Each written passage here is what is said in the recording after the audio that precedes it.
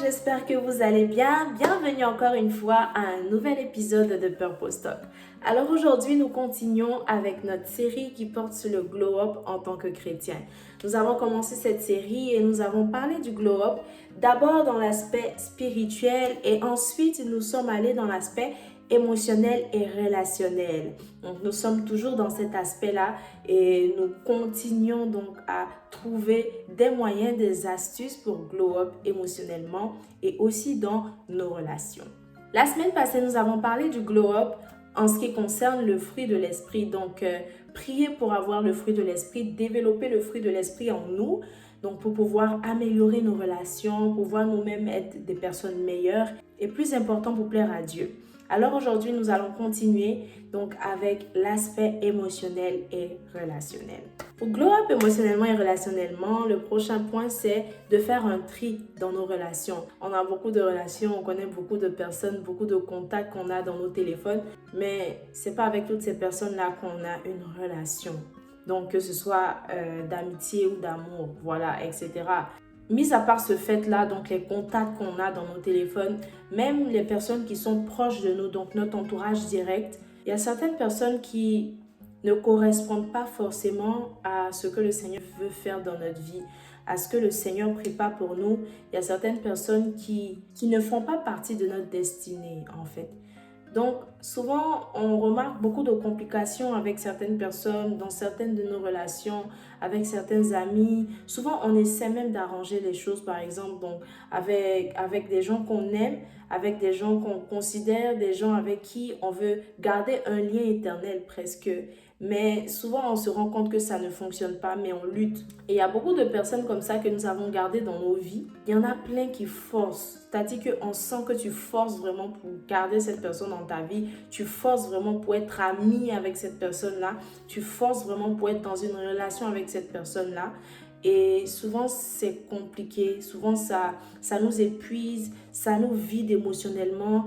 Normalement, si tu veux évoluer, si tu veux prier, si tu veux avoir de l'éclat émotionnellement et dans tes relations, tu dois être entouré de personnes voilà, qui vont t'aider à avoir cet éclat-là, qui vont t'aider à avoir ce glow-up-là.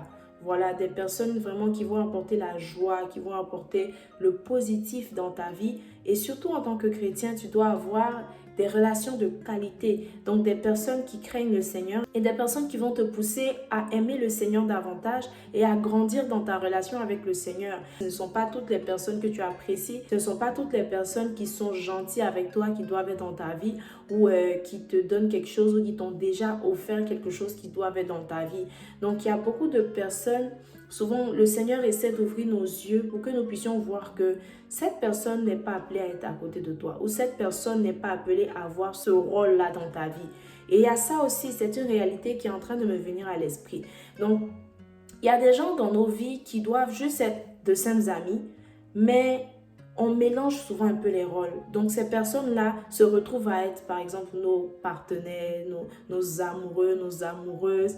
Alors qu'à la base, le Seigneur a envoyé peut-être cette personne vers toi juste pour être, par exemple, un partenaire de prière ou d'évangélisation ou un partenaire de destinée ou même un simple ami en fait qui va te booster dans ta relation avec Dieu ou même un partenaire professionnel, quelqu'un avec qui tu vas travailler, quelqu'un qui est dans le même domaine que toi, que le Seigneur va utiliser pour te donner des idées, pour te pousser en fait à atteindre ta destinée professionnelle. Mais souvent, on mélange beaucoup de choses. Voilà, on n'arrive pas à discerner ou souvent, on mélange beaucoup de signes. On confond en fait les attentions que les gens ont envers nous. Donc, on confond les sentiments d'amitié pour des sentiments d'amour. On confond en fait de la simple sympathie pour des émotions amoureuses. Ça nous met dans une position de confusion et on donne souvent une certaine place à certaines personnes qui ne méritent pas forcément la place qu'on leur donne. Voilà, et souvent ça laisse des séquelles. Et généralement, ce sont ce genre de relations-là qui deviennent après des relations toxiques. voilà, qui nous pousse souvent à tomber dans la dépression, dans la dépendance affective, parce que cette personne n'était pas faite pour être avec toi, peut-être ton amoureux ou ton amoureuse, mais tu as tout fait pour que vous soyez ensemble juste parce que cette personne est gentille, cette personne est toujours là quand tu l'appelles, cette personne t'aide en fait dans deux ou trois choses. Donc, du coup, vous êtes mis dans une relation, mais au final, tu te rends compte qu'il y a plus de mal que de bien. Ça crée beaucoup de choses. Donc, tu tombes dans la dépression parce que souvent, on réalise. Mais au lieu de nous détacher, on persiste. Voilà, au lieu de nous séparer ou au lieu de changer la nature de ces relations qu'on a avec ces personnes-là, on demeure dans ces choses. Et souvent, ça nous fait plus de mal. Ça nous fait plus de mal et ça nous pousse même à aller au-delà, en fait, même de ce qu'on imaginait. Souvent, ça nous pousse à changer de personnalité. Ça nous pousse, en fait, à devenir une autre personne. Souvent, ça nous pousse à corrompre nos mœurs, nos valeurs, juste pour avoir certaines relations dans nos vies, certaines amitiés, certaines amourettes dans nos vies. Donc, souvent, ça ne vaut pas la peine. Et c'est la raison pour laquelle tu dois prier aussi pour tes relations, tes amitiés. Et puis, avant même aussi de pouvoir te mettre en relation, si jamais c'est le cas pour toi, je pense que tu dois chercher à savoir quelle est la volonté de Dieu par rapport à ça. Parce que quand on ne connaît pas la volonté de Dieu dans nos relations, on est capable en fait, on est susceptible de faire beaucoup d'erreurs. Faire un tri, ça va beaucoup t'aider. Voilà, tu pourras avoir une certaine paix du cœur dans ton esprit, cette clarté d'esprit pour que tu puisses voir clairement dans tes relations, tu puisses savoir ce qui comptait, qui est qui pour toi, qui n'est pas qui pour toi, etc. Voilà, souvent on mélange un peu les choses, on mélange les rôles, on donne des rôles à des personnes qui n'ont pas vraiment ces rôles-là dans nos vies ou qui ne sont pas ces personnes-là dans nos vies. Et ça, souvent, c'est une grosse erreur. Donc, je t'encourage à t'asseoir et à faire un tri. Mais ce tri-là, tu ne vas pas le faire toi-même, donc de façon physique ou charnelle. Tu vas t'asseoir, tu vas prier, que le Seigneur t'aide en fait, que le Seigneur t'ouvre les yeux afin que tu puisses faire un choix, que le Seigneur en fait puisse t'aider à discerner quelles sont les relations de destinée, voilà, que tu as, que sa volonté se fasse dans tes relations. C'est ça. Le Seigneur répond à ce genre de prière en ce qui concerne les relations, surtout lorsque ça concerne les amours et tout. Lorsque tu rencontres quelqu'un, Seigneur, si cette personne n'est pas destinée à être pour moi, que cette personne parte. Cette prière-là, vous pouvez témoigner, beaucoup peuvent témoigner. Si vous allez sur TikTok, il y a beaucoup de filles qui ont reçu témoignage en fait de cette prière-là parce que ça marche à tous les coups. C'est un petit conseil, asseyez-vous prier. Tu ne vas pas toi-même t'asseoir et dire « Ah oui, c'est vrai, celle-là, non, je ne veux plus d'elle, celle-là, non, non. » Souvent aussi, ce sont les personnes qu'on minimise le plus. Des personnes à qui on n'a pas forcément collé une étiquette en fait d'amis ou de sœurs ou de camarades ou en tout cas de compagnons, de confidents qui sont en réalité des confidents pour nous, qui sont en réalité des vrais compagnons pour nous, qui peuvent être de vrais compagnons pour nous, qui peuvent être de vrais amis pour nous, de vraies sœurs, de vrais frères pour nous. Souvent, le Seigneur essaie d'attirer ton attention sur cette personne ou sur ces personnes-là parce que ce sont en réalité les aides de destinée que le Seigneur t'envoie. Si tu n'es pas sûr, si tu ne sais pas, ou bien si tu es conscient qu'il y a des choses qui ne vont pas trop dans mes relations, assois-toi et prie le Seigneur et le Seigneur va t'aider. Se faire des amis, avoir de nouvelles connaissances, etc. Il y a beaucoup de personnes comme moi, on aime la maison, on aime rester entre quatre murs, c'est notre jardin secret et puis voilà. On n'aime pas forcément sortir ou bien rencontrer de nouvelles personnes, etc. On n'est pas tellement à l'aise. Comme on dit, c'est pas tellement notre dada. Mais pour glow up relationnellement, il faut que ça se fasse. Lorsque tu as des amis, tu as une communauté à qui te référer. Lorsque tu as un entourage de qualité. Donc, tu dois te faire des amis. Apprends à te faire des amis. Donc, on a parlé des activités dans l'un des épisodes de cette série. On a dit il faut sortir, les activités et tout, les activités spirituelles, des activités divertissantes, de détente. Donc, lorsque tu sors, par exemple, pour aller dans un programme de prière, ne reste pas toute seule ou tout seul dans ton coin. Va parler à des gens, va parler à des sœurs, va parler à des frères. En fait, apprends à connaître d'autres personnes. Voilà, et puis partagez vos expériences, vos témoignages, vos numéros de téléphone ou vos réseaux sociaux. Donc, je dis, ne reste pas trop timide, renfermé dans ton coin. Souvent, c'est pas facile en fait. Voilà, c'est pas facile, mais moi aussi, je suis une personne qui est quand même réservée et calme.